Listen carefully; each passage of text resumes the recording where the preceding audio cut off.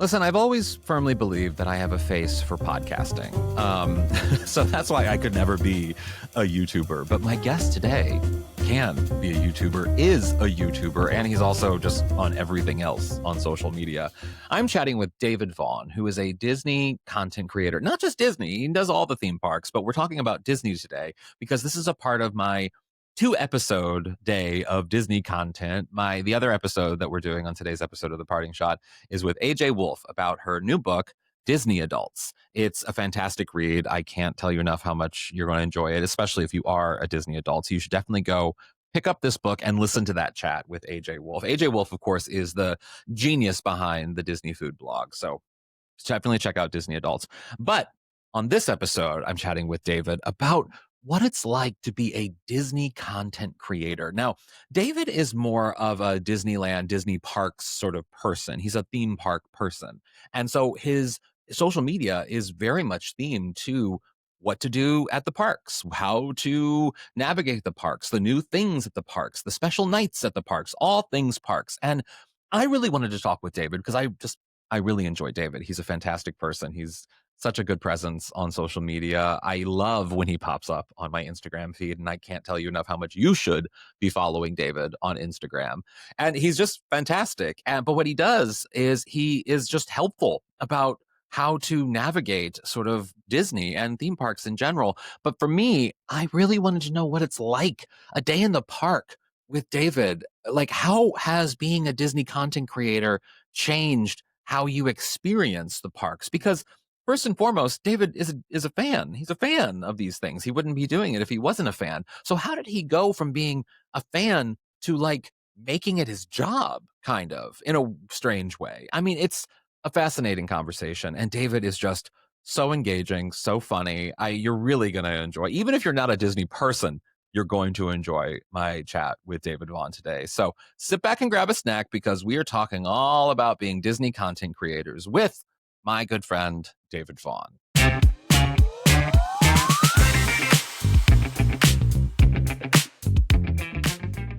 David, hello. It's so nice to meet you virtually. It's awesome to meet you. I feel like I need my ring light on because you are just glowing and I love it. I want to, you can, you can glow. Do you want to turn? Oh, there you go. Oh, see? Lighting is odd. So lighting changes everything. It really does. You influenced me. I mean, I don't know. I need the lighting. My age, I need the lighting. I think you're fine either way without it. So David, it is a pleasure to meet you, first off. Same. The feeling is very mutual. I don't have to out myself as a Disney person to you because you're very much aware of that. But do you find in your life as a sort of theme park content creator, Disney content creator, do you find that sometimes you have to out yourself as a Disney person? Yes. And it goes immediately sometimes into you're a Disney adult. Mm-hmm. And then it's like, you don't want to be like, I don't know. And then also calling yourself an influencer is like the cringiest. It is actually like that for most people supersedes Disney adult any day of the week. But very true. Very true. But that's our life. That is our lives. It's true. And when someone asks you, oh, what do you do for work? And then you're like, I'm a content creator. That also could mean something very different. That's true. That's very true. That's very true. Depending upon the circles you're talking to, that's very true. Yes. Yes. Well, I want to lean into the Disney adult thing for a second because there is, I mean, I was having this conversation and I interviewed AJ Wolf of the Disney adult book, actually. Oh yeah. Disney food blog. And she's fantastic. That's a fantastic channel. Everyone should like it. Everyone should go subscribe to your YouTube channel as well. Where can they subscribe? YouTube.com/David Vaughn. Vaughn. And David Vaughn on all the other socials and everything too. All the other ones. Yeah. And I'll link in the thing so everyone will know. But the Disney adult of it all, I was having a chat with a friend at a party recently, and he was trying to contextualize that how I'm a Disney. I was like, oh yeah, I'm a Disney adult. Like that's what I am. And he was trying to like rationalize it for the other people at the party to sort of make it seem like I'm a cool I'm not like the other Disney, like he was and I had to be like, because I'm one that just embraces the cringe, I was like, no, I'm just a Disney adult. There's no qualifier that's needed. I'm just a Disney person. That's what I do. So do you feel like that sometimes there's dissent within the community of Disney adults, of people who are crazy Disney adults and people who are just regular Disney people. I think that you're correct. We are all in the bucket of just being like firm Disney fans. But I think the fictionalized version of what a Disney adult is, like I actually don't personally think I know anybody like that. Do you know what I Mm, mean? So, and as yeah, somebody who is inundated, and really, I think for me, maybe because I'm more of like a theme park person, like yeah, I'm not rushing to see the movie. I don't really, I do like do some merch, but I'm not like a yeah, heavy merch person. So I don't know, maybe, but the Disney adults I know are, they could be literally anybody, like yeah. outside of enjoying the parks, you know? Yeah. Well, that's such an interesting point because that's something that AJ also makes in her book and in my chat with her that, I tend to be the type of Disney person that I'm an all-encompassing Disney person. I love the brand as a whole. I do love the movies. I do lean into the things, but I'm also a park person and I'm a merch person and I lean into all of that. So maybe I am just one of those crazy Disney people. But with her, she was saying she's also not a movie person. She's not like going to the movies opening day and doing all the Disney things. And so, what do you think it is about the parks specifically that make your type of people, your type of Disney adults, so ferocious about the park? Yeah. I mean, here's the thing. I mean, regardless, we all grew up watching the Disney movies, so I have a deep admiration for, the type, especially when they do original stories, like they Mhm. really nail those so many times, and those musicals are just really, really There's a nostalgia captivating. there. It goes back to your Yeah, childhood. Yeah. 100%, and it's great to watch new generations get into, like, Frozen and, like, all these other Mhm. things that came after, once I was an adult. So I feel like for me, like going to the parks is always that because you have your consistencies and then you have your new forms of storytelling that they implement in the parks so frequently. Mhm. And I've been to all of them. Like I'm that, like I would go to all, if I could every year, I would go to all the 12 Disney parks. I guess that's how many there are. I always lose track, but it Yeah, I don't know. I never feels know like there's, anymore. Yeah. feels like there's 50, but like, yeah, Yeah. there's about, there's about that many. So I just love like the immersive feeling of being Mhm. in there. It's Walt, when he designed Disneyland, it was always about, hey, let's bring people into the story. Disneyland is the starring attraction. Everything else is sort of like the supporting role. Like we are just Mhm. getting people to be part of the story. And as time goes on, that's only going to get better. And I really feel like they've done that. Yeah. Yeah, I agree. I agree completely. Well, so like for you, going into a Disney park, I'm gonna focus on Disney. Going into a Disney park, like as a content creator, as someone who does that, does it change your relationship to the parks? Like because you're doing it with the eye of some creating something from it, does your relationship with how you do your Disney day change? So I was actually talking about this the other day when I did a little Q&A in my Mhm. Instagram stories, Yeah. and somebody asked me like, before I become a content creator, is like there anything I should know? Mm. And I was like, I just want to let you know, like you lose being an anonymous person. Yeah. So when I go to the theme parks, I know, and honestly, really a lot of places, I'm not an anonymous person Mhm. anymore. So it's a little interesting to explore Disneyland and Disney World as somebody who I mean, I'm not a cast member. I'm not somebody who works for the parks, but it's like But you you're a kind of, recognized influencer, yeah. but just like in some ways, you kind of have to represent a brand of Mhm. version of you. And you can't just kind of just go in and like be, you know, I don't know, You like can't be people, normal. No, you can't no, yeah. just to elaborate a little bit on that, because I totally get that. There is, there's a vibe. I mean, for me, I walk into a gay bar and it's kind of a problem sometimes because like you have like I have those communities, those Yeah. markets of people that like know me. And so that's my version. Like I can go to Disney and no one knows me. But for you, like for people who love Disney, they watch the YouTube. They watch YouTubes about it. They watch TikToks. They watch social media about it. And there's really this core group of content creators that you watch. And so, in a weird way, you kind of create this bubble of content creator celebrities, if you will, that we're only watching you for this one content. I don't want to know anything you have to say about taxes, but I do want to know what you have to say about a hot dog on Main Street. And so if I see you on Main Street, I'm going to be like, what hot dog should I get, David? And it's there's kind of a there's a fan moment that you get from that, you know?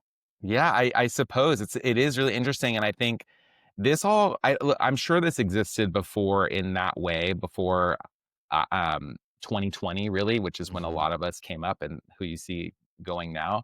I'm sure there was some number of that, but if you look at what a big content creator at that time, the number of followers they had versus now, I mean, back then it was like before 2020, it was like if you had like 80,000 followers, that was a ton. Yeah. Now people have hundreds of thousands of followers, and it's bigger than any of our minds can really wrap around. And Mhm. or at least mine, I don't know. Yeah. And I don't see myself as anything outside of just like the dude who enjoys this and talks about it. And then you Yeah. kind of go in the real world. And like you're even saying, like a lot of gay men Yeah. love Disneyland. Hello. And Yeah. so same thing. I go to a gay bar and people are tapping me on the shoulder. So it's like Yeah. it's Mhm. just it is so macro, but I love Yeah. it. And whatever, like this is, Yeah, it's fun. It's fun. Well, so, like, how does it then I mean, one of the things that also I'm fascinated by is, Disney is a company, it's a business, and yeah. its business is to not only promote its products, but also to make money. And which, that's what businesses are for. And so, like, when you're there, what I've noticed is Disney has started to embrace content creators in a way that they realize the value of what you do through social media for the park. So, like, how has your relationship with Disney as a brand changed because of that? Yeah, it was so in I think it was 2019, they had the D23 Mhm. Expo, which they now just call D23. It's like their big fan convention that they do in Anaheim every other year. And I went to that, and this is before I really made content in that in the sense of like it was my face with it. And I remember telling my sister, like, oh, I want to like be part of this the next time it comes. Like, I don't know how I'm gonna do that, but like I want to be part of it. I want to like, I don't know. What can I do? Can I host You wanna be something? Can part of their world, I wanna be Disney. part of the There you world, go. you got So, yeah. Yeah. it. It's Yeah. ingrained in me, right? I So I mean, wanted to do it, like, it seems yeah. so magical and fun. So Mhm.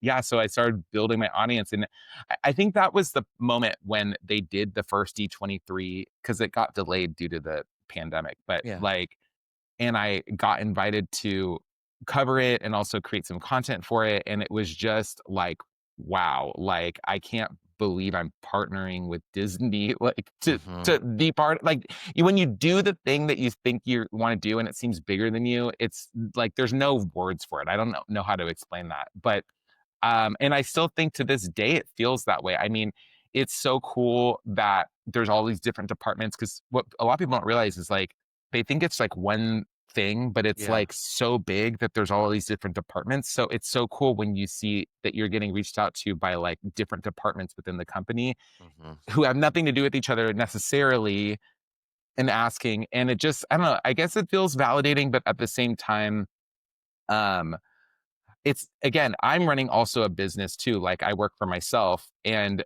this is Disney is a really good company to partner with. They're Yeah. really kind and respectful, and I try to do my best the same. And I'm grateful, but I also really appreciate that I'm still an independent person. Like You're I not don't work contracted. Yeah. yeah, I'm not contracted. I don't work for them.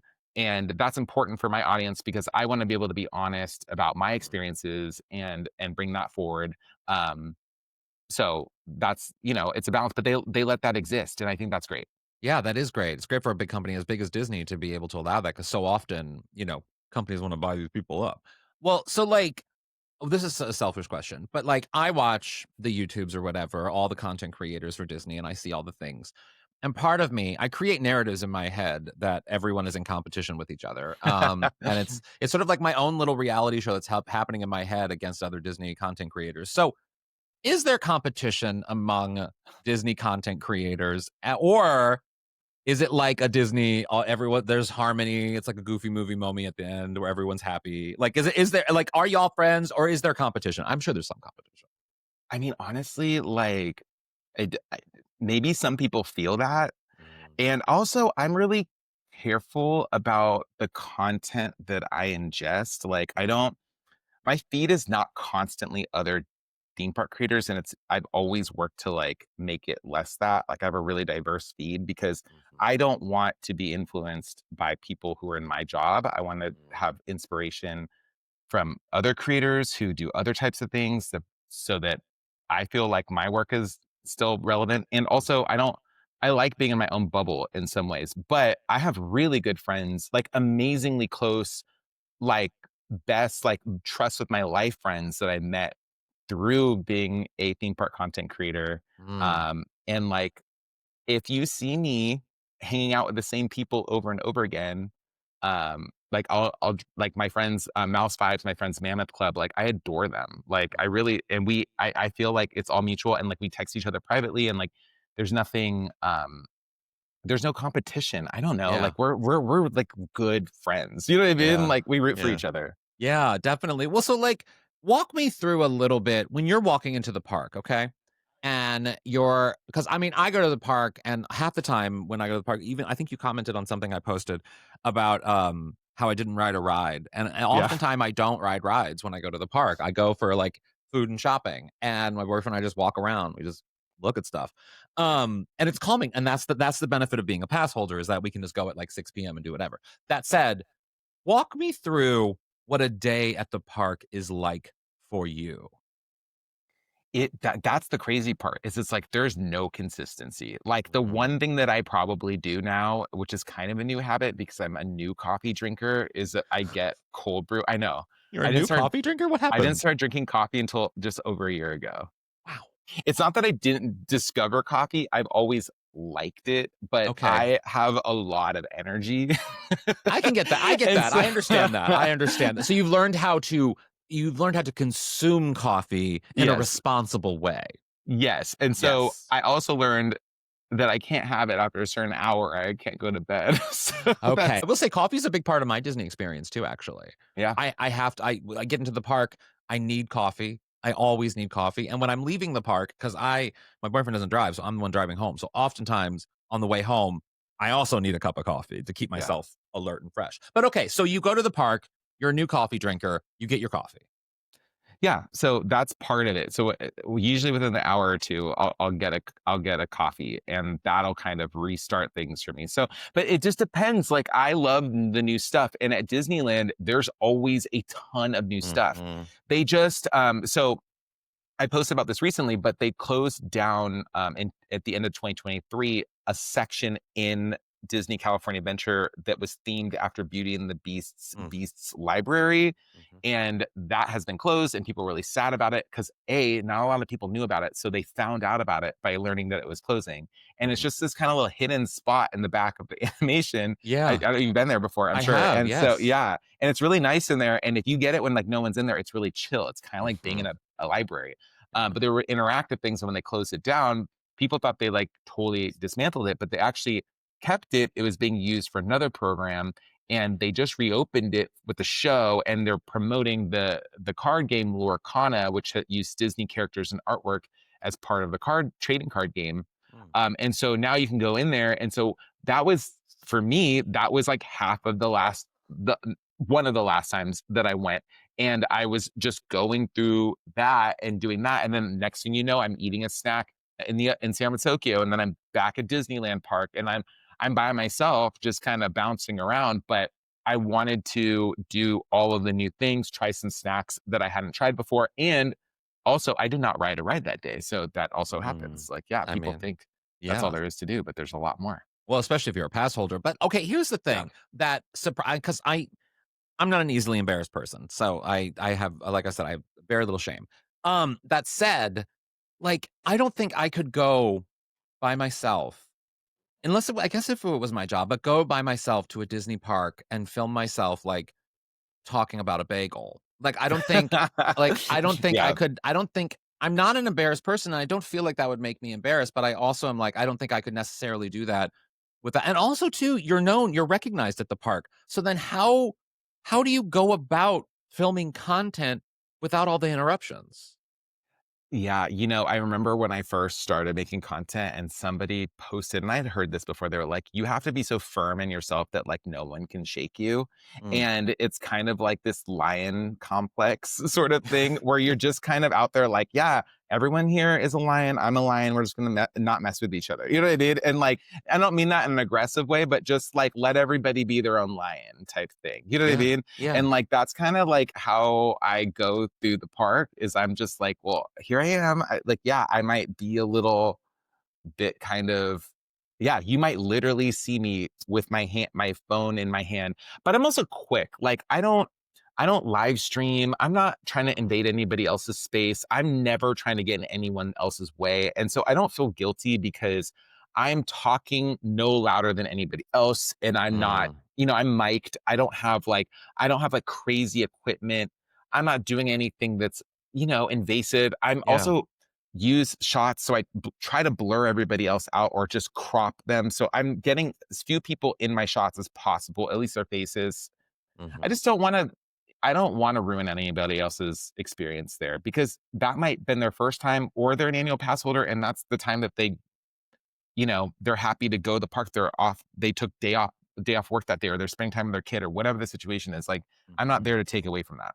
Yeah, for sure. Well, so like, I'm sure because I feel like a lot of times the whole job of a content creator is I mean, my mother still doesn't know how I make money, but like there is this sort of like, elusiveness to how one becomes the thing that you do. But it is also something that I feel like a lot of people watch and they're like, oh, I could do that. I want to do that. So, like, what do you tell people when they say, how do I become a Disney content creator?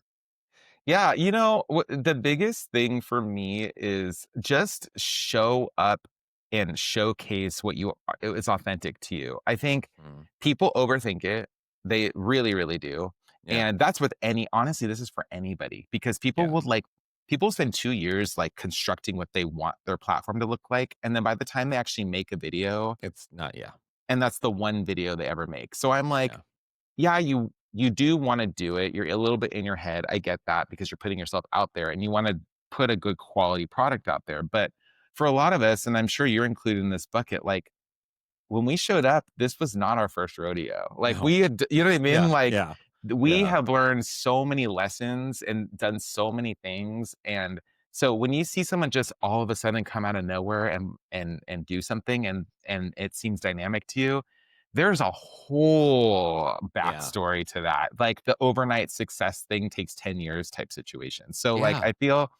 I feel like just do it, just make your content, just try to make people happy, just try to Mhm. connect, think about what you want. And, a lot of times people do it as kind of an ego boost. They Yeah. they think they think it's competition. It's not. And it's hard right now. There's so many people who've been doing it for years. So you can't put yourself in the same bucket. Like, No. somebody who Totally. yeah. I've always It, thought that. I've always thought that about anything, even just within what I do. Like, one of the things that I always say is that if you need to work to get attention, you're doing it wrong. And in yeah. reality, all you need to do is be yourself, which is so cheesy, but it's true because like it's honestly and you also have to be okay with sometimes things failing. Like sometimes a video is not going to get a lot of views. Sometimes it's not going to get a lot of likes. And that is just the name of the game. And other times it's going to do really well. Half the time it's the thing that you had no idea was going to do well is going to do well. And it all comes from just being excited about something and wanting to put that something in context on the internet for other people to consume. And that is quite literally what all content creation is to me, for me. Don't you think? I agree. I mean, honestly, that's why I tell people first thing is post what you want to post because if it does flop, at least you can stand by your work. Yeah.